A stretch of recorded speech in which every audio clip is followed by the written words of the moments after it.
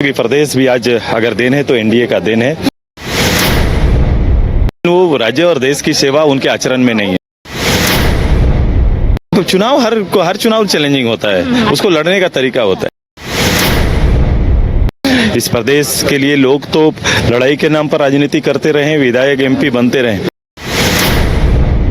इस बार झारखंड में 14 लोकसभा सीटें हैं और वो एनडीए के खाते में जाएंगे। कितने कॉन्फिडेंट है इसको लेकर? क्या कुछ तैयारियां हैं एनडीए की ओर से? हमसे ज्यादा हमारी जनता, वो जनता मोदी पर भरोसा करती है और मोदी साहब के नेतृत्व को 10 साल देखा है, परखा है और भविष्य में भी उनका नेतृत्व इस देश के हाथ, देश को नेतृत्व उनको देना चाहता है। वही तैयारी देश भर में चल रही है, मेरे प्रदेश में भी वही है। हम लोग तो केवल माध्यम है अपील के, और हम अपील हम लोग करते हैं और ये प्रदेश के बारे में हम सभी लोग अनभिज्ञ नहीं हो सकते हैं, क्योंकि प्रदेश भी आज अगर देन है तो एनडीए का देन है। इस प्रदेश के लिए लोग तो लड़ाई के नाम पर राजनीति करते रहे, विधायक एमपी बनते रहे, लेकिन कभी भी प्रदेश के वास्तविक हित के लिए कभी भी कोई काम नहीं किया, चाहे वो सत्ता में रहे या ना रहे।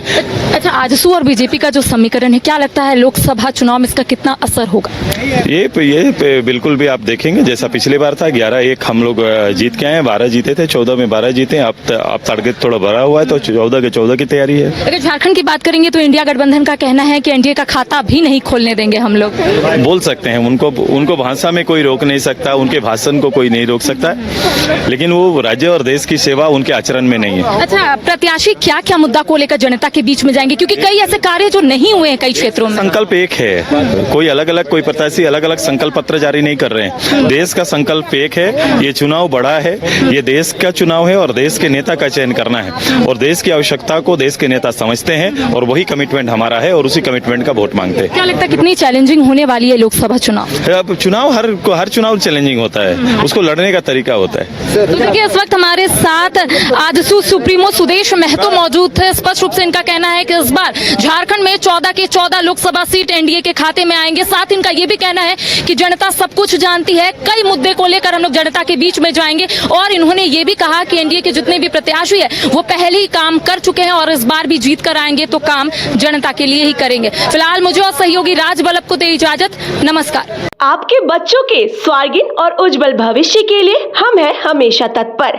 हम हैं Guru Gobind Singh public school, college of engineering and management, approved by AICTE and affiliated by Jharkhand university of technology Ranchi. हमारा उद्देश्य स्टूडेंट्स को वर्ल्ड क्लास एजुकेशन के साथ टेक्नोलॉजी मैनेजमेंट के फील्ड में पेपर ट्रेनिंग और रिसर्च के अवसर मुहैया कराना। हमारा मिशन एस्पायरिंग टेक्नोलॉजिस्ट और एंटरप्रेन्योर्स को उनकी मंजिल तक पहुंचाना है। इसके लिए हमारे पास है बेहतरीन इंफ्रास्ट्रक्चर और मार्गदर्शन के लिए क्वालिफाइड फैकल्टी। जब अपने राज्य झारखंड और अपने शहर बोकारो में मिल रहा है वर्ल्ड क्लास एजुकेशन, तो फिर कहीं और क्यों जाना। आप पधारे, हम आपके स्वागत को तैयार करेंगे, आपके सपनों को साकार।